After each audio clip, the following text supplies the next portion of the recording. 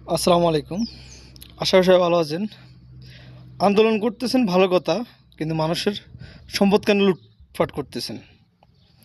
আপনারা বয়কট করছেন পণ্য, ভালো। ইসরায়েলি পণ্য কেনার দরকার নাই। ব্যবসায়ীরা এমনিতে ছেড়ে দিবে।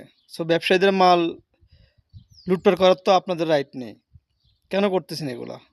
এগুলা সুস্থ মস্তিষ্কের মানুষ কখনো করতে পারে না। এগুলো অসুস্থ মস্তিষ্কের মানুষ।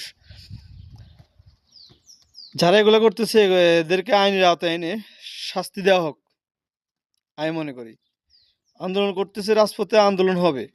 মানুষের সম্পদ কেন লুটপাট করবেন? এটা কেমন ধরনের আপনার? বিভিন্ন দেশে আন্দোলন হইতেছে শান্তিপূর্ণভাবে, কারো সম্পদ নষ্ট করতেছে না, যার যার মতো করে সবাই আন্দোলন করতেছে। বাংলাদেশে এরকম কে? বাংলাদেশের মানুষ এরকম কে? কিছু কিছু মানুষ আছে এত বেয়াদব, তাদের কথা আর কি বলবো। আসলে এদেরকে আইনের আওতায় এনে শাস্তি দেওয়া হোক, সরকারের প্রতি বিনীত আবেদন। এটা কোনোভাবেই কাম্য না, আরেকজনের সম্পদ নষ্ট করা।